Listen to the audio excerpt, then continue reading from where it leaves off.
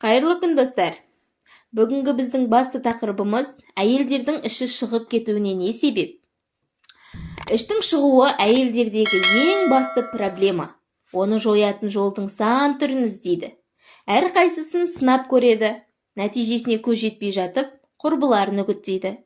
Өйткені екі әйелдің басы қосылғанда толып кеткендерін сөз етеді.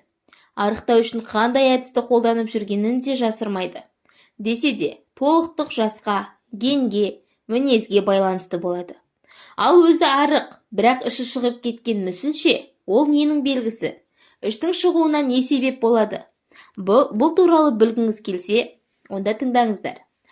Іштің шығуына іштің бұлшық етінің әлсіздігі, зат алмасудың нашарлығы, жүріс-тұрыстың аздығы, дұрыс тамақтанбау, жас қосу, стресс, ұйқының бұзылуы себеп болады.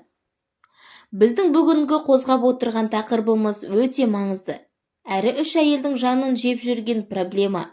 Бірақ ішті кетірудің медициналық та, косметикалық та, диеталық та түрін ұсынбаймыз.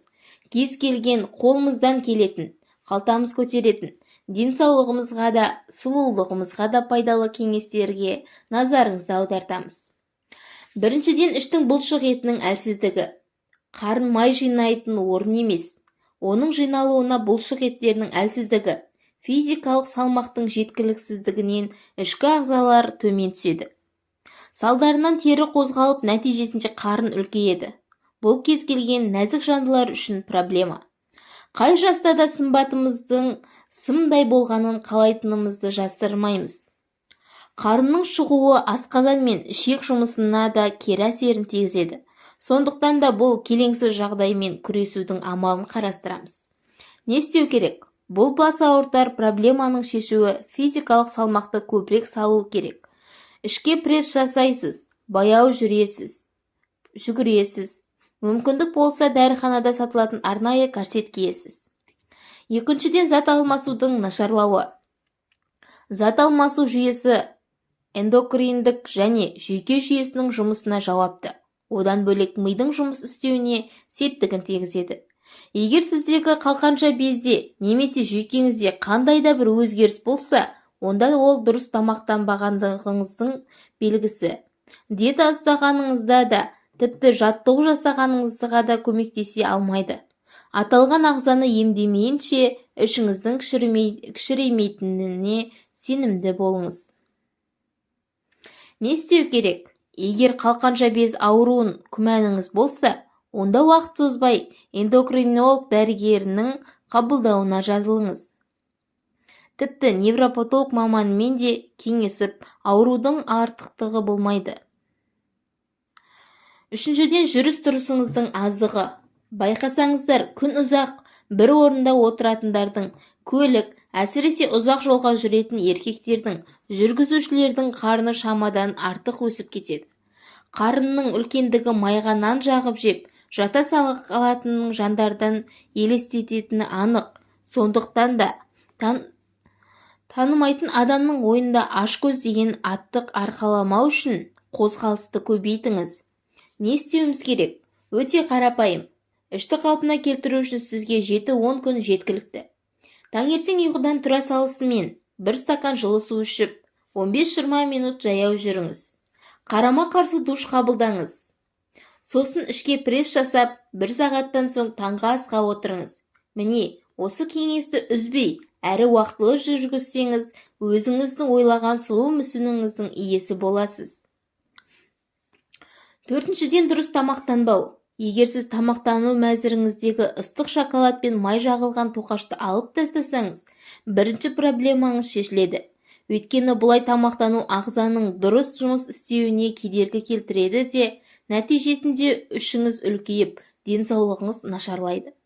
Біздің дұрыс тамақтану дегеніміз майды ақуызбен көмірсуді 1:1, 4:5 көлемінде қабылдау. Тап осы сәйкестің сіздің дұрыс тамақтануыңыздың айқындайды.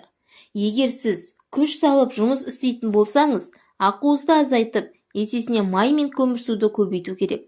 Сондықтан да денсаулығымыздың басты қаруының тамақ екендігін ескерсек, оның дұрыс уақытылы әрі құнарлы болғанына да көңіл бөлуіміз керек.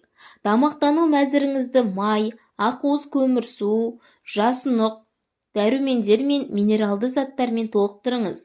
Егер сізге дұрыс тамақтану кестесін құру қиындыққа тудырса, онда диетолог маманының көмегіне жүгініңіз.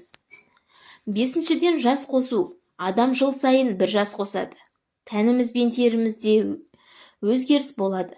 Жас ұлғайған сайын қалқанша бездің жұмысы нашарлайды. Эстрогеннің көлемі азаяды. Әсіресе қимыл қозғалысы көп әйелдердің қуаты кемиеді де қарны шыға бастайды. Одан бөлек климакс басталғанда әйелдің іші қатты өзгеріске ұшырайды. Бұл түсінікті жағдай. Етеккірдің үзілісі кейбір гормондардың бөлінуіне кері әсер етеді. Тәбеті де өзгеріп, тәттіге құмарта бастайды. Бірақ ішті кетіру үшін диета ұстау, аштыққа отыру өте қате шешім.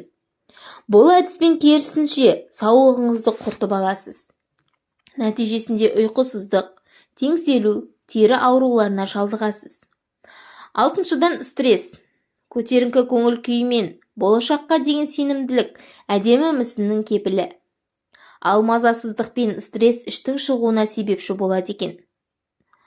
Бұндай жағдайда кейбіреулер салмақ тастағанымен іші сол қалпы қалады. Ал жағдай тұрақталған соң жоғалтқан салмағын қайта жинап алады.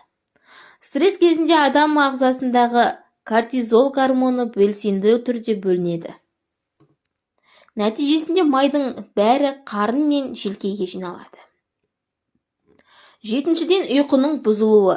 Ұйқының қанбауы мен көп ұйықтау салмақтың артуына әрі іштің шығуына ықпал етеді. Дені сау адам 8 сағат ұйықтау керек. Егер сіз 10-12 сағат ұйықтайтын болсаңыз, онда іштегі жиналған маймен күресіп күніңіз өтеді.